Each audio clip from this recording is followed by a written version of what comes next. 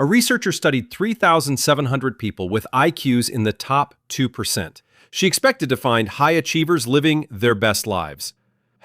Instead, she found higher anxiety, higher depression, and literal physical illness from thinking too much. When the results were published, the most common reaction from readers wasn't shock. It was relief, because nobody had ever said it out loud. Here are the 8 real struggles of high intelligence in the next 5 minutes. Number 1, brain won't shut off. It's 2 a.m. You're exhausted.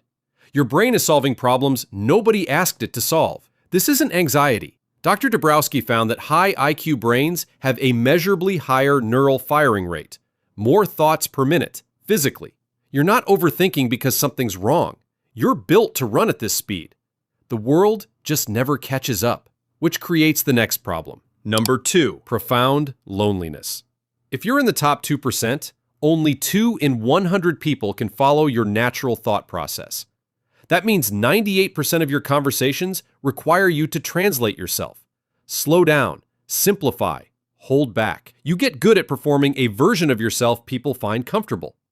And somewhere in that performance, you forget what the real version sounds like. Number 3, perfectionism as a cage. You have half-finished things everywhere. Projects abandoned the moment they stopped being perfect.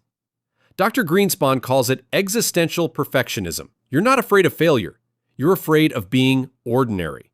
Your brain knows what excellence looks like, and it refuses to show the world anything less. So you freeze, and the world calls it wasted potential. Number 4, existential depression. There was a moment, maybe at 14, maybe at 22, where you saw through everything. Money is invented. Meaning is constructed. The things people treat as sacred are just agreements. And once you saw it, you couldn't unsee it. Dr. James Webb studied this for decades. He found gifted people arrive at existential crisis before they have the emotional tools to survive it. Your brain got there before you were ready. Number 5, imposter syndrome amplified. You have the results, the track record, the proof, and you still feel like a fraud. Not because you lack evidence, but because you can see the gaps in your knowledge with perfect clarity, and you assume everyone else can too. Worse, because things come easily to you, you don't trust your success. You've used your own intelligence to argue against your intelligence. Number 6, small talk is painful. This sounds like elitism. It isn't. Your brain runs on depth the way other people run on food. Shallow conversation isn't boring. It's cognitive starvation. Researcher Leslie Sword called it intellectual intimacy hunger. The cruelty? Most human bonding happens through small talk. So you're always choosing between connection and stimulation, rarely getting both. Number 7, you see what's wrong. Always. Your brain doesn't just solve problems, it hunts for them. Movie, 3 plot holes. Relationship, the conflict coming in 4 months. Meeting, the flaw in the plan everyone's celebrating. You're Cassandra. You see it. You say it. They ignore it. It happens exactly like you said, and instead of feeling vindicated, you just feel tired. Number 8, everything costs more.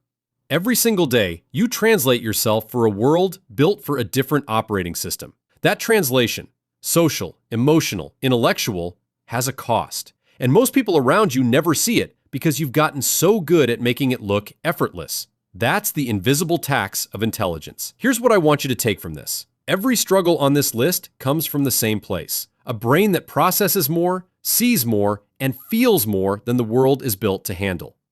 You are not broken, but you were handed extraordinary hardware with no manual. The goal isn't to fix yourself. It's to find people who don't need the translation. Even one person, even someone dead for 200 years who wrote a book that made you feel finally understood. They exist. And when you find them, the struggle doesn't disappear, but for the first time, it makes sense. Thanks for watching all the way through. You're amazing. If this video helped you or you enjoyed it, check out the other videos on my channel. Hit subscribe for more content like this. I'll see you in the next one. Good day.